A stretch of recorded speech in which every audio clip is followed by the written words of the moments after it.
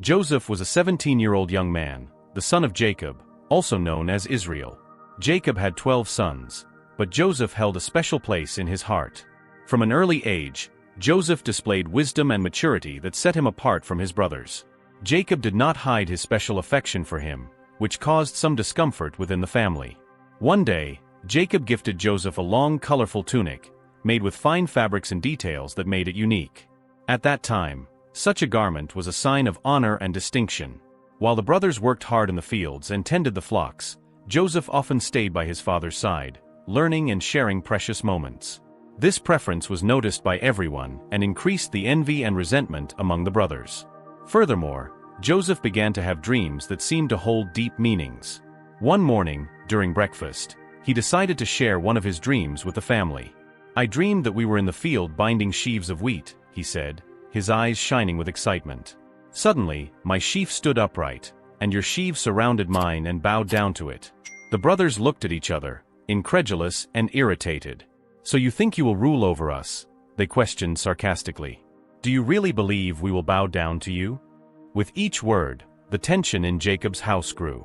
Days later, Joseph had another dream and, without realizing the impact it would cause, shared it again with the family. "I dreamed that the sun, the moon, and 11 stars were bowing down to me." This time, even Jacob was surprised. "What does this dream mean, my son?" the father asked. "Could it be that I, your mother, and your brothers will bow down to you?" Although Jacob reprimanded Joseph, he kept those words in his heart, reflecting on what they might mean. Joseph's brothers could no longer hide their envy and anger. They felt diminished and disrespected. To them, Joseph's dreams were signs of arrogance and pretension. How could the youngest brother insinuate that he would be greater than everyone? Meanwhile, Joseph continued with his tasks, unaware of the depth of the negative feelings he was stirring. His heart was pure, and he believed that sharing his dreams could further unite the family. Little did he know that those prophetic dreams would mark the beginning of a journey full of challenges and twists. The relationship between Joseph and his brothers became increasingly tense. They avoided talking to him and, when they did, were curt and distant. Joseph felt the change but did not understand why. To him, the family was everything, and he couldn't comprehend why his brothers were so distant. One day, Jacob asked Joseph to go meet his brothers, who were tending the flocks in distant lands. "Go and see how your brothers and the flocks are doing, and bring me news," the father said. Joseph promptly obeyed, happy to have the chance to approach them. As Joseph approached, the brothers spotted him from afar. The colorful tunic he wore stood out on the horizon. "Here comes the dreamer," one of them exclaimed disdainfully. "Let's take advantage of this opportunity. How about we get rid of him once and for all?" The harsh words revealed the gravity of the feelings they harbored against Joseph. However, Reuben, the eldest brother, tried to dissuade them from taking extreme action. "Let's not shed blood," he suggested. "Let's just throw him into that empty pit." Reuben planned to rescue Joseph later and return him safely to their father. When Joseph arrived, smiling and innocent, he was surprised by his brothers. They tore off his colorful tunic and threw him into the pit. Joseph's heart raced. He did not understand why they were acting so aggressively. He felt betrayed and confused. While the brothers sat down to eat, they spotted a caravan of Ishmaelite traders heading to Egypt in the distance. Judah then had an idea. "What good will it be for us to kill our brother and hide his blood? Let's sell him to the Ishmaelites. After all, he is our flesh and blood." The others agreed. Joseph was taken out of the pit, probably thinking that his brothers had changed their minds. But to his horror, he was handed over to the traders in exchange for 20 silver coins. His cries and pleas echoed in the desert as he was taken to an unknown land. The brothers, in turn, took Joseph's tunic, stained it with the blood of a goat, and brought it back to Jacob. "We found this," they told the father. "See if it is your son's tunic."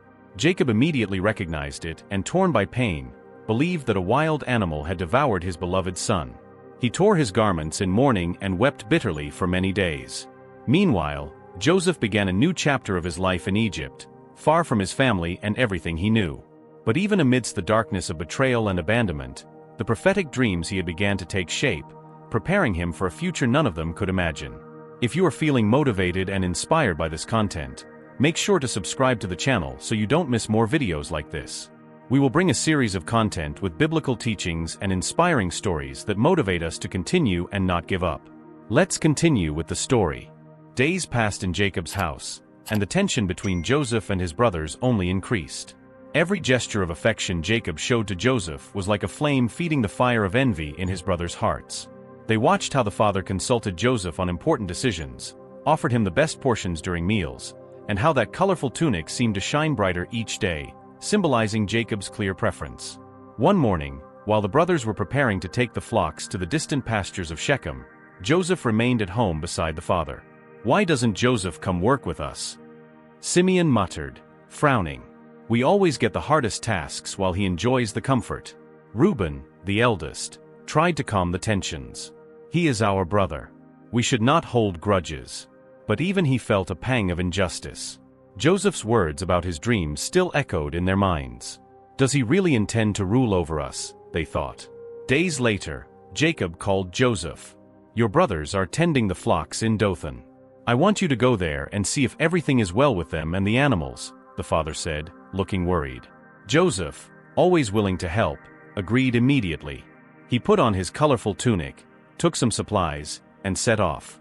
As he walked through the fields, Joseph admired the landscapes, unaware of what awaited him. When his brothers saw him from afar, they immediately recognized him by the unmistakable tunic. "Here comes the dreamer," Levi exclaimed disdainfully. His eyes narrowed, and a dark idea began to form. "How about we take this opportunity to get rid of him?" Judah suggested, crossing his arms. "We are far from home, no one will know what happened. But what will we do?" Naphtali hesitated. "We can't simply eliminate him." Simeon, with a malicious smile, proposed, "Let's kill him and throw his body into one of these pits. We'll tell the father that a wild animal attacked him. Then we'll see what happens to his dreams." Reuben, hearing this, felt a tightness in his heart. Despite everything, he did not want the worst to happen to his brother. "Let's not shed blood," he intervened. "Let's just throw him into an empty pit here in the desert." Secretly, he planned to rescue Joseph later and return him to their father. When Joseph approached, his face lit up at seeing his brothers. "Peace be with you," he greeted, not noticing the coldness in their gazes. But before he could say anything else, he was grabbed violently. "What are you doing?" Joseph shouted as they tore off his colorful tunic. The fabric was ripped in places, falling to the ground. Forcefully, the brothers dragged him to a deep, dry pit. Mercilessly, they threw him inside. The impact made Joseph groan in pain. Looking up, he saw his brothers' impassive faces as they walked away. Trapped in the pit, Joseph felt the darkness around him. Fear began to take hold. "Please get me out of here," he pleaded. "What have I done to deserve this?" But his words were ignored. Meanwhile, the brothers sat down to eat. The aroma of bread and cheese could not mask the weight of the act they had committed. Suddenly, they spotted a caravan of Ishmaelite traders in the distance, camels laden with spices, balm, and myrrh, heading to Egypt. Judah then had an idea that shone in his eyes. "What good will it be for us to kill our brother and hide his death?" he said. "Let's sell him to the Ishmaelites. After all, he is our brother, our very flesh and blood. This way, we won't have blood on our hands." The others pondered for a moment and agreed. "It's a better solution," Dan admitted. They hurried to take Joseph out of the pit. Confused and hopeful, thinking they might have changed their minds, Joseph looked at them. "Thank you, brothers. I knew you wouldn't leave me here." But his hope quickly faded when he realized he was being taken towards the caravan. "What are you doing? Where are you taking me?" His eyes filled with tears as he understood what was happening. The Ishmaelites looked at Joseph, assessing him. "How much do you want for him?" one of the traders asked. 20 silver coins, Naphtali responded without hesitation. The deal was made. Joseph's hands were tied, and he was pulled alongside the other slaves. As the caravan moved away, he looked back, seeing his brothers dividing the coins. "Please, don't do this," he shouted. "I am your brother." But the brothers avoided his gaze. They felt a mix of relief and guilt but convinced themselves that it was the best thing to do. With Joseph now on his way to Egypt, the brothers needed to think about how they would explain his absence to their father. They took the colorful tunic, now torn and dirty, and killed a goat. They dipped the tunic in the blood, completely staining it. Upon returning home, they presented the tunic to Jacob. "Father, we found this. See if it is your son's tunic," they said, feigning concern. Jacob took the garment with trembling hands. He recognized it immediately. His old father's heart broke at that moment. "It is my son's tunic," he exclaimed, holding his head in his hands. "A wild animal must have devoured him. Joseph has been torn apart." In deep pain, Jacob tore his own garments and wrapped sackcloth around his waist, a sign of intense mourning in those times. "No," he cried. "My son, my dear Joseph." No comfort could alleviate his suffering. His sons and daughters tried to comfort him, but he refused to be consoled. "I will go down to the grave in mourning for my son," he said. Meanwhile, Joseph, chained and walking under the scorching sun, thought about what had happened. The feeling of betrayal weighed more than the chains on his wrists. "Why, God?" he whispered through his tears. "What will become of me now?" The journey to Egypt was long and arduous. Familiar landscapes gave way to vast, unknown deserts. Every step took him further from his family, his land, everything he knew. But even amid the pain and uncertainty, something inside Joseph remained unshaken: his faith. Although he did not understand the reason for so much suffering, he believed that God was with him. And so, the young Joseph was sold as a slave in Egypt, beginning a new chapter of his life. A chapter that, despite the challenges, would lead him to fulfill a purpose much greater than he could imagine. The envy of his brothers placed him on a difficult path, but this journey would be essential for realizing the dreams God had placed in his heart. Do you feel any similarity between the moment you are living and the story told? Do you feel like you are experiencing something similar? Tell us how you feel. If you need a prayer or help, share a story of overcoming to inspire us and give us strength not to give up. Comment if you want to help someone or need help. Upon arriving in Egypt, Joseph was taken to the slave market, a busy and noisy place where people from different lands were sold as commodities. The shouts of sellers echoed as buyers evaluated the slaves as if they were objects. Joseph, with a heavy heart and eyes full of sadness, watched everything around him. He felt alone in a foreign land, far from his family and everything he knew. Among the buyers was Potiphar, an important official of Pharaoh and captain of the guard. As he walked through the market, his eyes fell on Joseph. There was something about that young man that caught his attention. Perhaps his posture, his healthy appearance, or the sparkle in his eyes that, despite the circumstances, did not fade. Potiphar decided to buy him, believing he would be a good servant for his house. Upon entering Potiphar's house, Joseph was introduced to the other servants and given his tasks. Although he was a slave, he decided to do his best in everything he did. Over time, his dedication, honesty, and skill became evident. Everything Joseph touched prospered. If he tended the garden, the plants flourished. If he managed the finances, the profits increased. If he organized the house, everything functioned perfectly. Potiphar noticed Joseph's excellent work and realized that the success of his house was directly linked to the presence of that young man. Admiring him, he decided to promote Joseph, making him the administrator of all his possessions. "I trust you," Potiphar said. "Take care of everything I have. I only worry about what I will eat." Joseph now had great responsibilities, but remained humble and faithful. He knew that God was with him, even in a foreign land. His character and integrity were well known, and he earned the respect of everyone in the house. However, he did not know that a new challenge was about to arise. Potiphar's wife, a woman of great beauty and elegance, began to notice Joseph. She saw how competent he was, but also how attractive he was. Gradually, an inappropriate interest grew in her heart. One day, while Joseph was performing his tasks, she approached him and said, "Joseph, come and spend some time with me." Surprised, Joseph politely responded, "My lady, my duty is to serve the house and your husband. I cannot do what you ask." But she insisted, day after day, seeking opportunities to be alone with him. Joseph avoided her advances, always maintaining respect and appropriate distance. One afternoon, the house was quiet. The other servants had gone out to perform external tasks, and Joseph was working inside the residence. Potiphar's wife saw her chance. She approached him and, holding his garment, firmly said, "This time, you will not refuse me. Come with me." Joseph's heart raced. He knew that this situation was dangerous. "My lady, my master trusted me and gave me responsibility over everything in this house. I cannot betray that trust. Moreover, it would be a great sin against God." Determined to maintain his integrity, Joseph quickly stepped away, but in his haste, his cloak was left in her hands. Furious at being rejected again, Potiphar's wife decided to take revenge. She shouted loudly, calling the other servants and creating a scene. When everyone arrived, she showed Joseph's cloak and, pretending to be frightened, accused him, "Look what this Hebrew tried to do. He came in here to attack me, but I screamed, and he fled, leaving his cloak behind." The news quickly reached Potiphar. Upon hearing the story told by his wife, his face grew stern.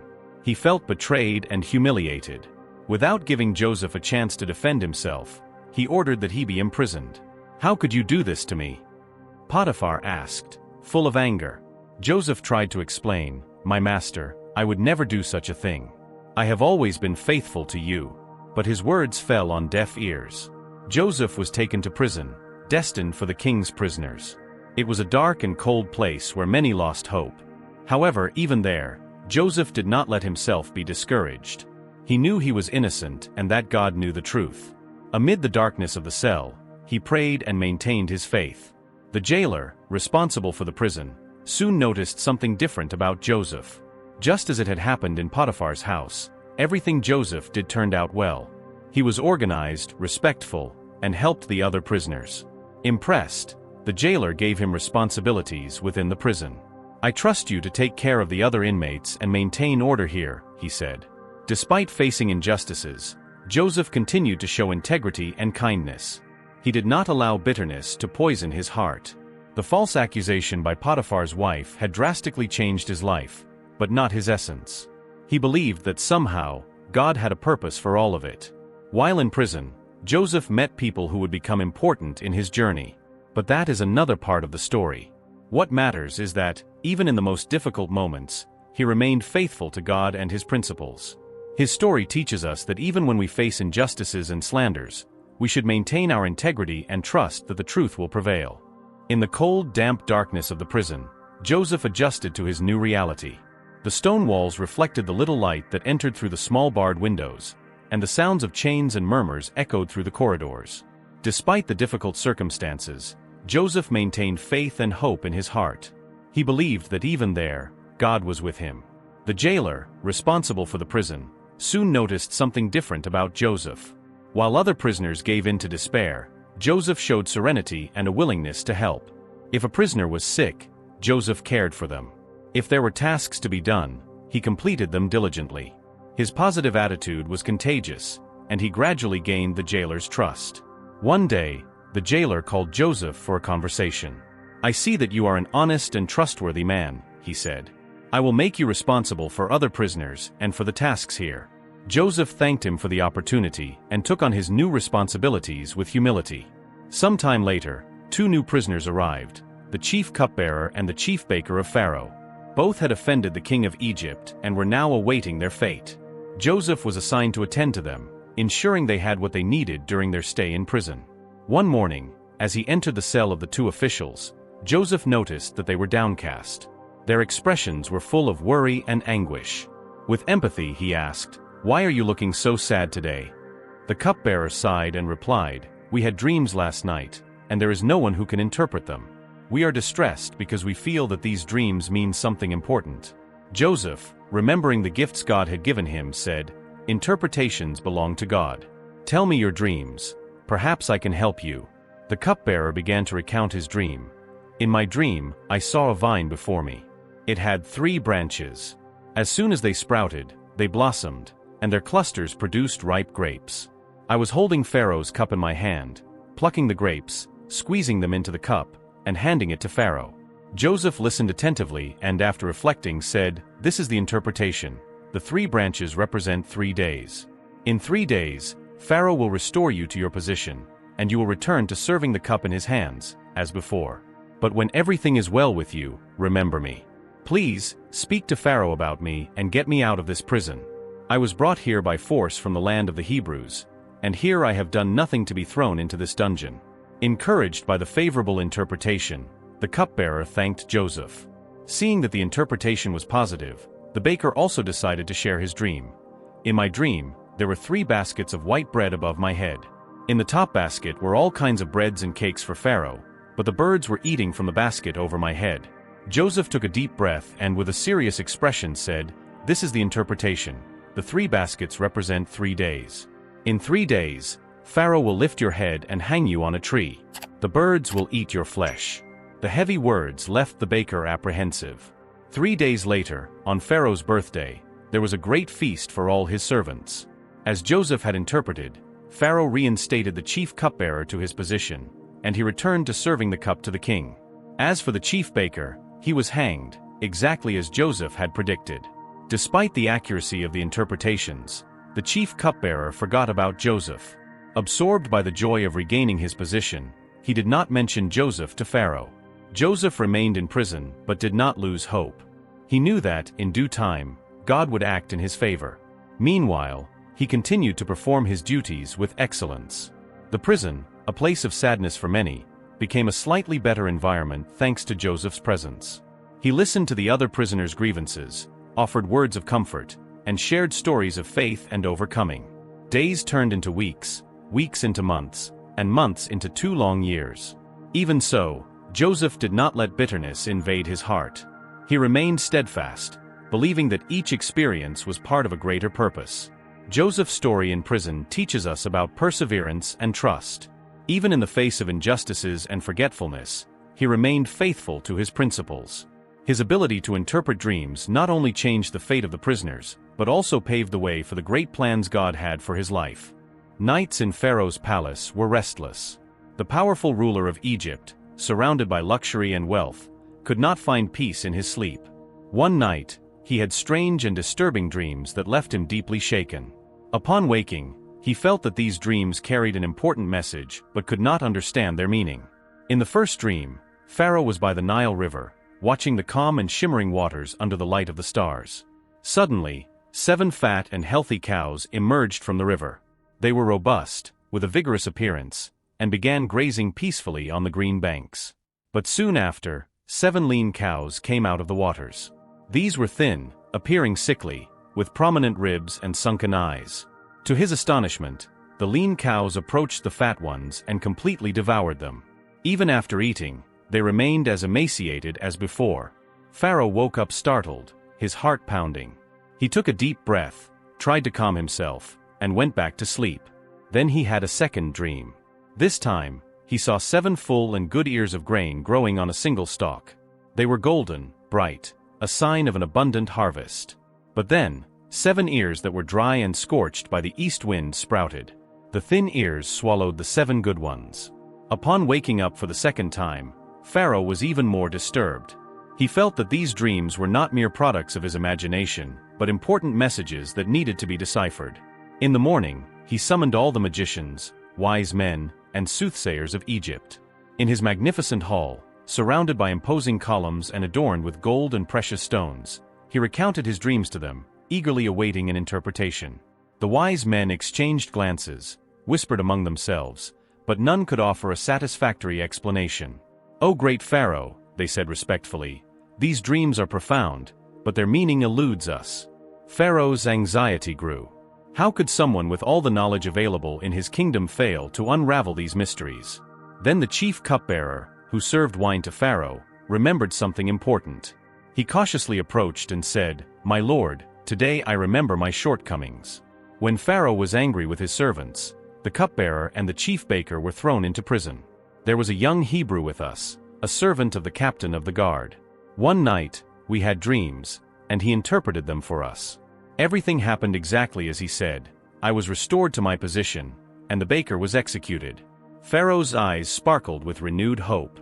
"Bring me this man immediately," he ordered with determination. Messengers were sent to the prison. Joseph, who was performing his usual tasks, was surprised by the arrival of the royal guards.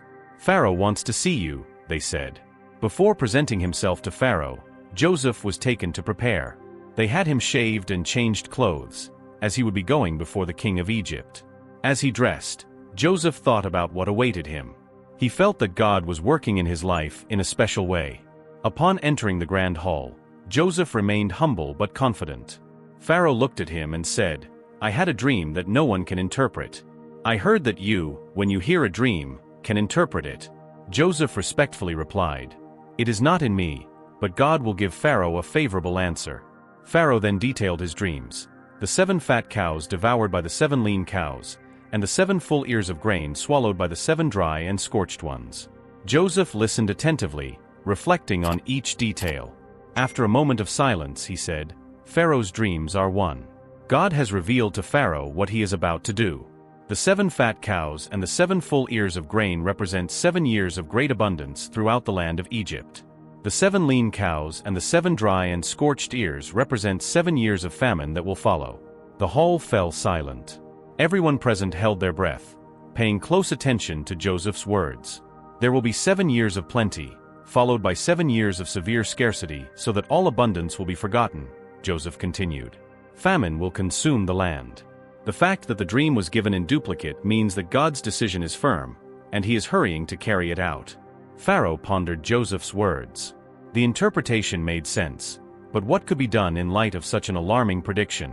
With courage and wisdom, Joseph offered advice. "Now, let Pharaoh seek out a wise and intelligent man and appoint him over the land of Egypt. Let him name overseers to collect 1/5 of Egypt's harvest during the 7 years of abundance. They should store the grain, reserving it for the years of famine that will come, so that the country will not be destroyed by scarcity." Joseph's words deeply impressed Pharaoh and all his officials. Pharaoh said to his counselors, "Can we find anyone like this man, in whom is the Spirit of God?" Turning to Joseph, Pharaoh declared, "Since God has revealed all this to you, there is no one as wise and discerning as you. You will be in charge of my palace, and all my people will obey your orders. Only in relation to the throne will I be greater than you." In a solemn gesture, Pharaoh took his signet ring and placed it on Joseph's finger. He dressed him in fine linen clothes and put a gold chain around his neck. He ordered that Joseph be led in his 2nd chariot, and messengers proclaimed ahead, "Bow down." Thus, Joseph was established over all the land of Egypt. Pharaoh also gave Joseph a new name, Zaphanath-Paneah, and gave him Asenath, the daughter of Potiphar, priest of On, as his wife. Joseph was 30 years old when he began serving Pharaoh, governing Egypt with wisdom and justice. During the 7 years of abundance, Joseph traveled throughout the country, organizing the storage of food. The harvests were so plentiful that the grain was like the sand of the sea, impossible to measure. He built large granaries in all the cities, storing provisions for the future. When the 7 years of famine arrived, just as Joseph had predicted, scarcity affected not only Egypt but also other nations. However, in Egypt, there was food. The people pleaded with Pharaoh for food, and he said, "Go to Joseph and do as he tells you." Joseph opened the storerooms and sold grain to the Egyptians and to people from other countries who came to Egypt in search of sustenance. His management saved countless lives from famine and solidified his reputation as a wise and visionary leader. Pharaoh's dream interpretation by Joseph not only revealed what was to come but also showed God's plan in action. From a slave and prisoner, Joseph became the 2nd most powerful man in Egypt. His faithfulness, integrity, and trust in God transformed his life and impacted an entire nation. After accurately and wisely interpreting Pharaoh's dreams, Joseph's life changed in unimaginable ways. Pharaoh, impressed by the abilities of that young Hebrew, recognized that there was no one in all of Egypt with such intelligence and discernment. "Since God has revealed all these mysteries to you," Pharaoh said to Joseph, "there is no one as wise and sensible as you. You will be responsible for my palace, and all my people will obey your orders. Only in relation to the throne will I be greater than you."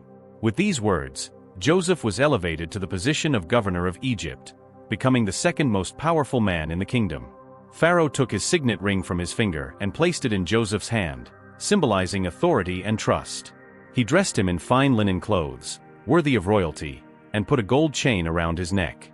He ordered that Joseph be led in his 2nd chariot, and messengers proclaimed ahead, "Bow down." Thus, all of Egypt recognized Joseph's new position. Despite the newly acquired honor and power, Joseph remained humble and focused on his mission. He knew that the 7 years of abundance would be followed by 7 years of severe famine, as God had revealed in Pharaoh's dreams. Determined to save Egypt and the neighboring nations from the impending calamity, Joseph began to work immediately. He traveled throughout the country, organizing a strategic plan for collecting and storing food. He established overseers in each region to gather 1/5 of all production during the years of plenty. Large granaries and warehouses were built in the main cities, and grain was stored in quantities so vast that it was impossible to measure. The harvests were so abundant that records could not keep up with the volume stored. Joseph led with wisdom and justice. He motivated the workers, ensuring that everyone understood the importance of their role in that grand plan. "We are preparing not just for ourselves, but for our families and for future generations," he said. His enthusiasm and conviction were contagious, and the people respected and admired him. During this prosperous period, Joseph also built his family. Pharaoh gave him Asenath, the daughter of Potiphar, priest of On, as his wife. With her, Joseph had 2 sons. To the first, he gave the name Manasseh, meaning, "God has made me forget all my suffering and the house of my father." To the second, he named Ephraim, which means, "God has made me prosperous in the land of my suffering." These names reflected Joseph's gratitude for everything God had done in his life. The 7 years of abundance passed quickly. The crops flourished, orchards bore abundant fruit, and the people lived in joy. But Joseph did not let himself be carried away by euphoria. He always kept in mind the difficult years that were to come. He continued overseeing the storage of food, ensuring that the plan was executed precisely. Then, as predicted, the 7 years of famine began.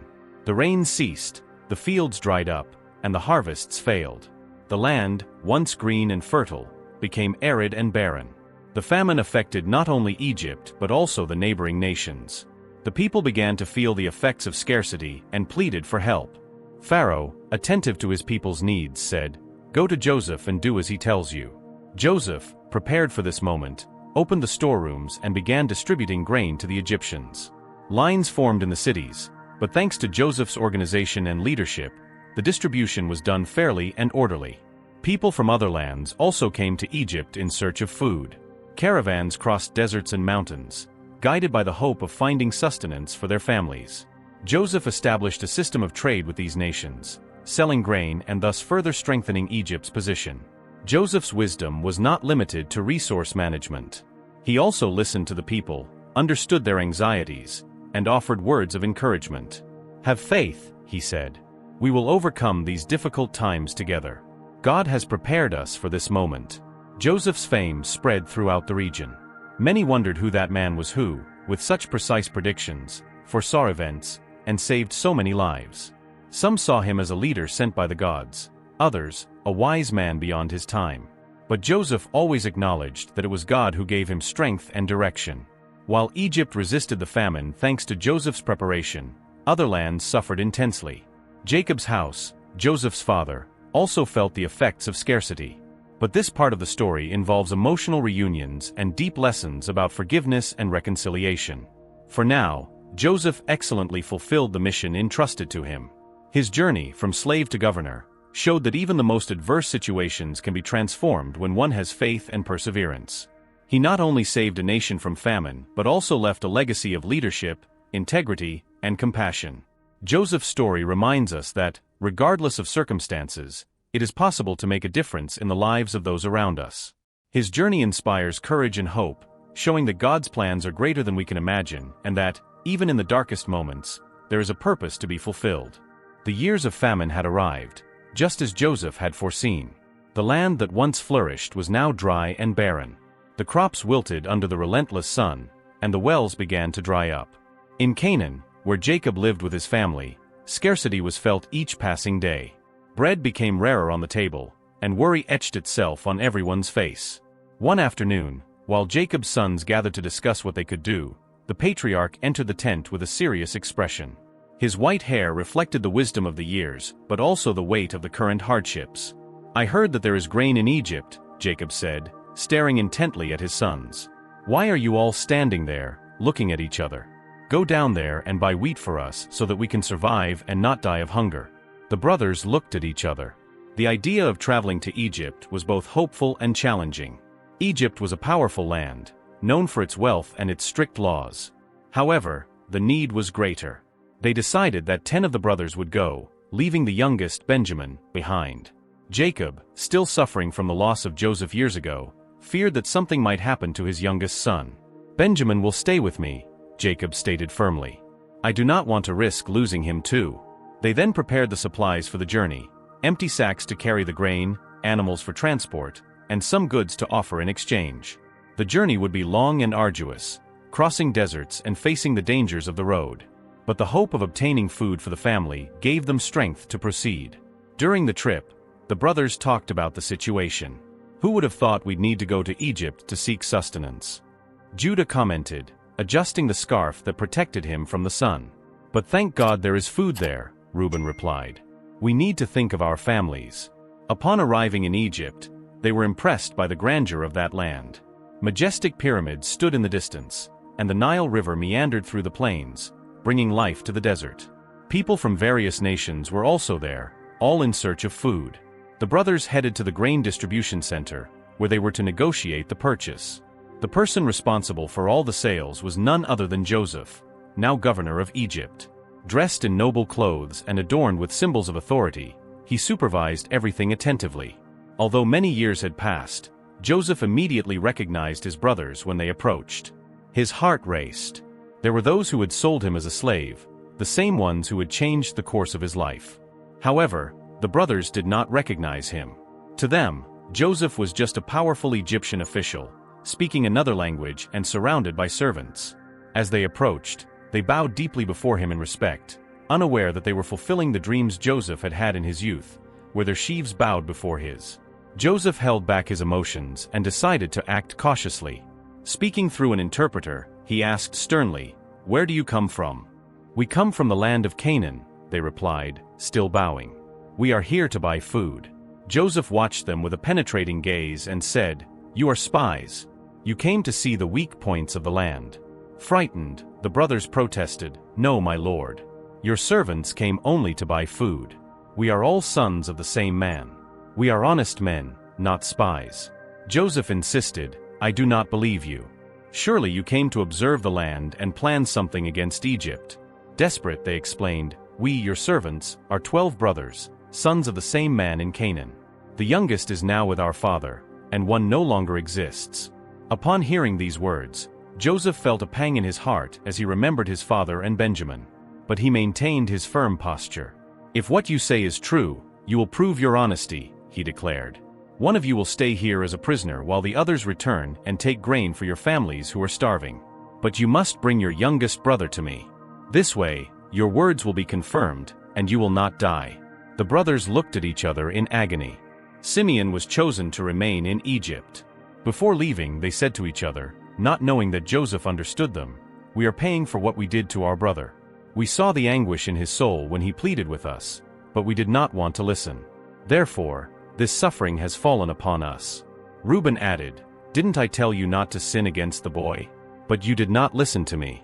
Now his blood is required of us." Upon hearing this, Joseph could not hold back his tears. He stepped away for a moment to cry but returned shortly after, maintaining his composure. He ordered that the men's sacks be filled with wheat and that the money they had brought back be placed inside the sacks without their knowledge. The brothers left back to Canaan with the sacks full, but with heavy hearts due to Simeon's imprisonment and the demand to bring Benjamin. On the way, when they stopped to rest, one of them opened a sack to feed the animals and found the money that had been paid. "My money has been returned," he exclaimed in astonishment. "It is here in the sack." The years of famine had arrived, just as Joseph had foreseen. The land that once flourished was now dry and barren. The crops wilted under the relentless sun, and the wells began to dry up. In Canaan, where Jacob lived with his family, scarcity was felt each passing day. Bread became rarer on the table, and worry etched itself on everyone's face. One afternoon, while Jacob's sons gathered to discuss what they could do, the patriarch entered the tent with a serious expression. His white hair reflected the wisdom of the years, but also the weight of the current hardships. "I heard that there is grain in Egypt," Jacob said, staring intently at his sons. "Why are you all standing there, looking at each other? Go down there and buy wheat for us so that we can survive and not die of hunger." The brothers looked at each other. The idea of traveling to Egypt was both hopeful and challenging. Egypt was a powerful land, known for its wealth and its strict laws. However, the need was greater. They decided that 10 of the brothers would go, leaving the youngest, Benjamin, behind. Jacob, still suffering from the loss of Joseph years ago, feared that something might happen to his youngest son. "Benjamin will stay with me," Jacob stated firmly. "I do not want to risk losing him too."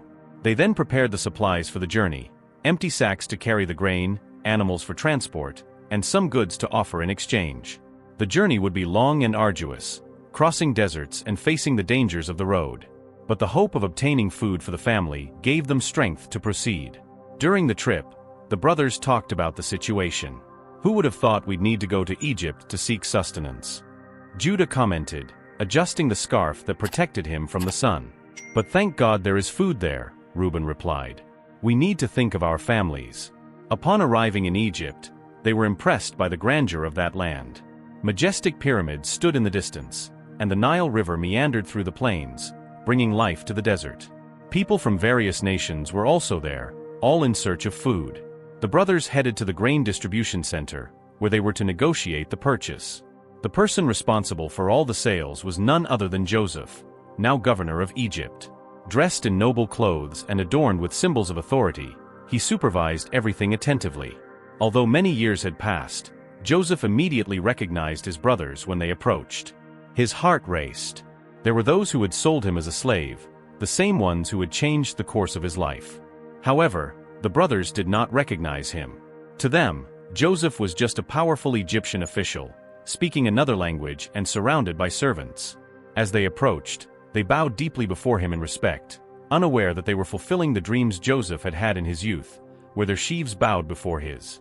Joseph held back his emotions and decided to act cautiously. Speaking through an interpreter, he asked sternly, "Where do you come from?" "We come from the land of Canaan," they replied, still bowing. "We are here to buy food." Joseph watched them with a penetrating gaze and said, "You are spies. You came to see the weak points of the land." Frightened, the brothers protested, "No, my lord. Your servants came only to buy food. We are all sons of the same man. We are honest men, not spies." Joseph insisted, "I do not believe you. Surely you came to observe the land and plan something against Egypt."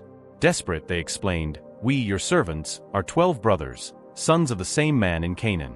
The youngest is now with our father, and one no longer exists." Upon hearing these words, Joseph felt a pang in his heart as he remembered his father and Benjamin. But he maintained his firm posture.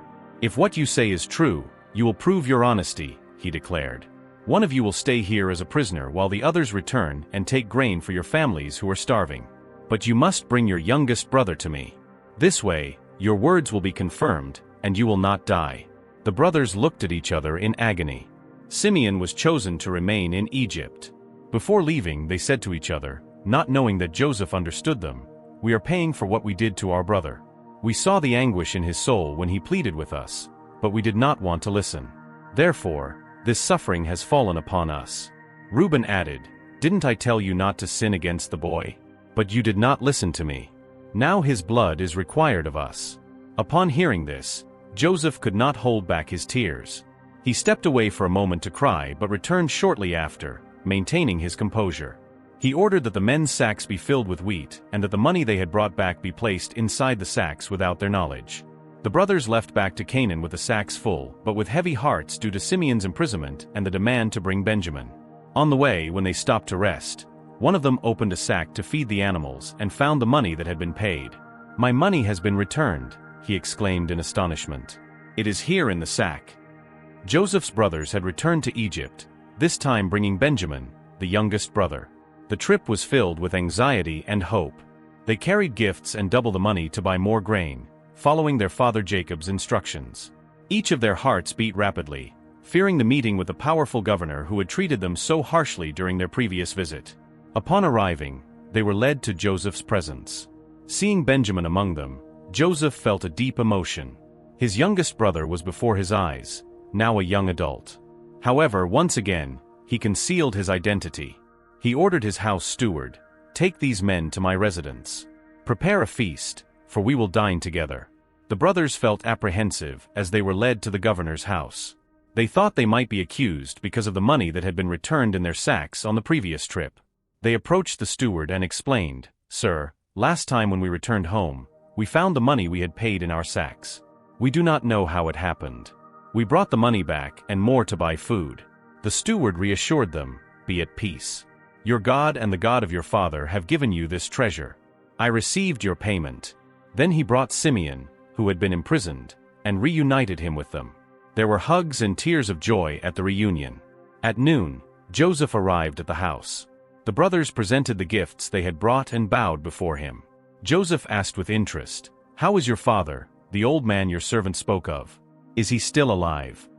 They replied, "Yes, our father, your servant, is alive and well." And again, they bowed in reverence. When Joseph saw Benjamin, he could not hold back his emotion. "Is this the youngest brother you spoke of?" he asked. And he said to Benjamin, "May God bless you, my son." As tears welled up, Joseph hurriedly left and went to a private room, where he cried intensely. It was a mix of joy and pain, memories of the past and hopes for the future. After composing himself, he washed his face and returned, controlling himself. He ordered that the meal be served. The brothers were seated at a table, arranged by age, from oldest to youngest. They looked at each other in surprise, not understanding how the governor knew the exact order of birth. During the feast, portions were served, but Benjamin's was 5 times larger than the others. They ate and drank happily, feeling more at ease. The next day, Joseph ordered the steward, "Fill these men's sacks with as much food as they can carry, and place my silver cup in the youngest man's sack, along with the money for the grain." At dawn, the brothers left contentedly, unaware of Joseph's plan. But shortly after leaving the city, the steward caught up with them and accused, "Why did you repay good with evil? Why did you steal my master's silver cup, the one he uses to drink and practice divination?" Stunned, they replied, "What? Sir, we would never do such a thing. If any of us is found with the cup, let him die, and we will become your master's slaves." Each one opened his sack, starting with the oldest. The search was conducted, and to their despair, the cup was found in Benjamin's sack. Tearing their clothes in anguish, they returned to the city and presented themselves to Joseph. Joseph received them with apparent severity. "What have you done? Don't you know that a man like me can discover things through divination?" Judah spoke up, "What can we say to my lord? How can we justify ourselves? God has revealed the wickedness of your servants. Behold, we are your servants, both us and the one in whose hand the cup was found."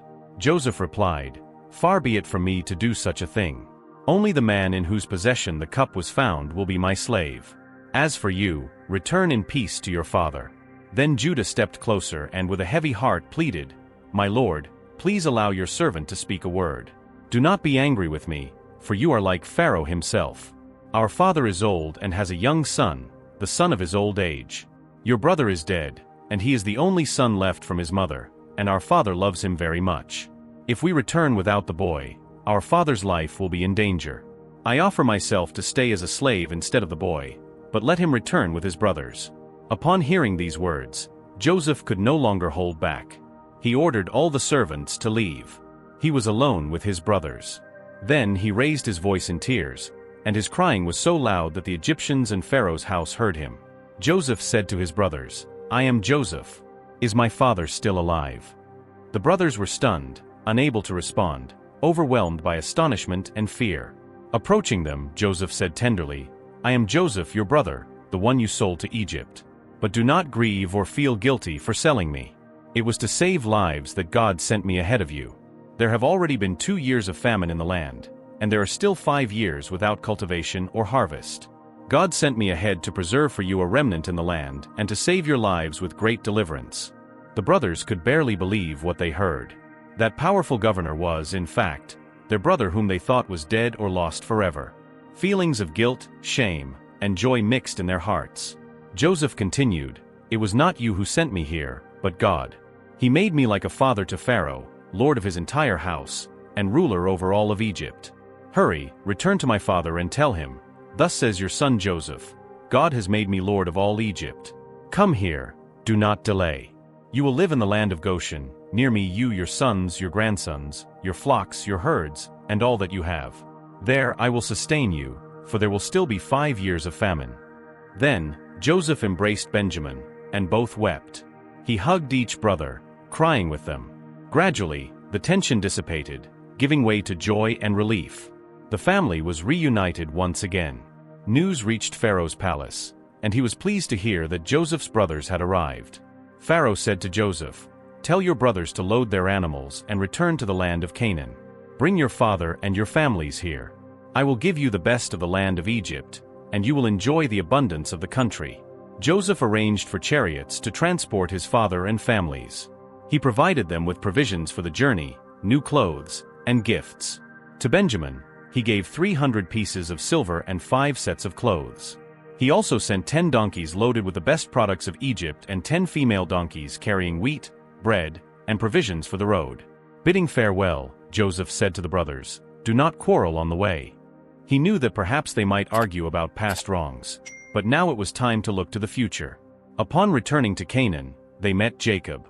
"Father, Joseph is still alive. He is the governor of all Egypt." Jacob was stunned. His heart nearly stopped from surprise. "I cannot believe it," he exclaimed. But when he saw the chariots and the riches Joseph had sent, his spirit revived. "Enough. My son Joseph is still alive. I will see him before I die." Jacob's journey to Egypt was filled with emotion. God appeared to him in visions during the night and said, "Jacob, Jacob, do not be afraid to go down to Egypt, for there I will make you a great nation. I will come down with you and certainly make you return. And Joseph will close your eyes." Upon arriving in Egypt, Joseph prepared his chariot and went to meet his father in Goshen.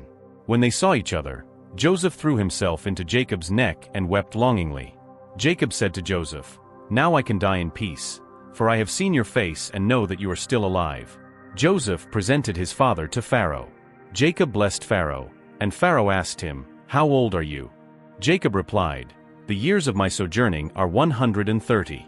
They were few and difficult, and they did not reach the years of life of my ancestors." Then Jacob blessed Pharaoh again and retired.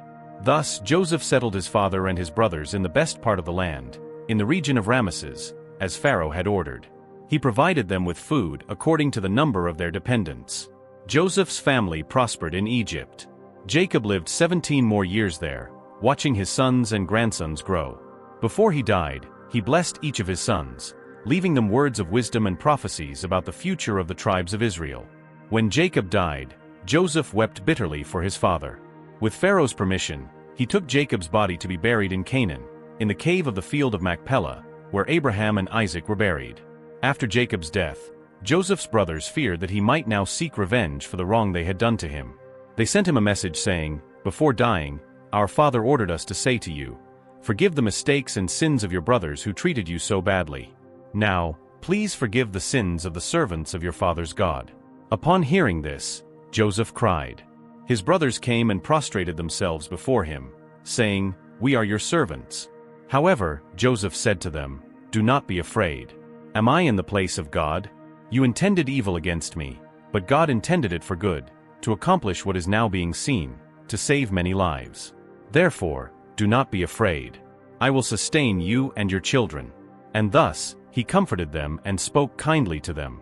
Joseph's story is a powerful lesson about forgiveness, reconciliation, and the sovereignty of God in transforming adverse situations into blessings. Even after being betrayed and sold into slavery, Joseph did not harbor resentment. He recognized that God had a greater purpose for his life and his family's. His ability to forgive not only restored family bonds, but also brought salvation to many during the famine.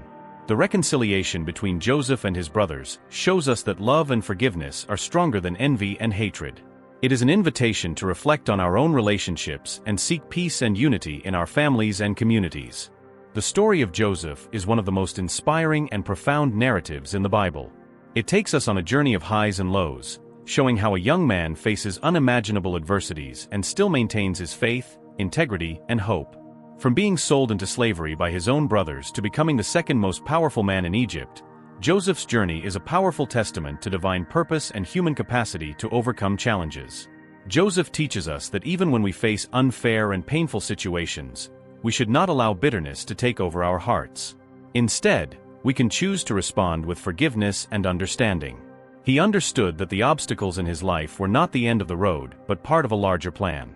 By telling his brothers, "You intended evil against me, but God intended it for good," Joseph acknowledged that his difficulties served a greater purpose: to save many lives during the famine that struck the region.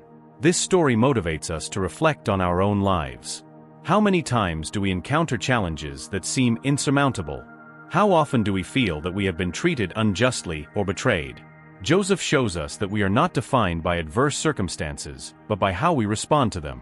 His resilience is a reminder that even in the darkest moments, there is hope.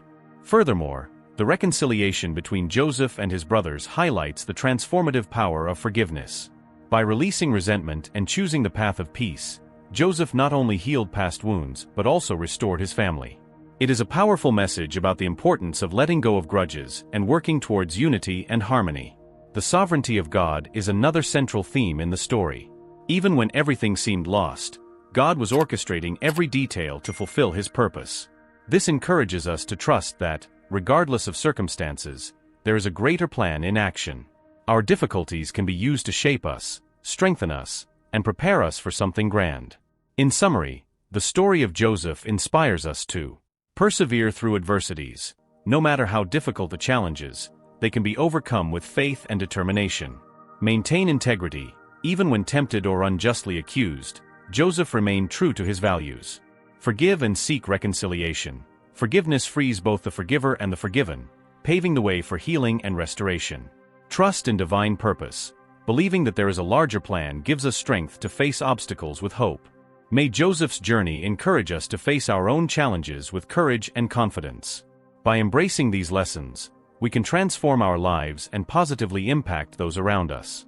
Let us remember that, like Joseph, we are capable of overcoming difficulties and finding purpose and meaning in our journeys. Thank you for watching up to here, and don't forget to subscribe and activate the notification bell to see more content like this and inspiring, motivational, and interesting overcoming stories. Until next time.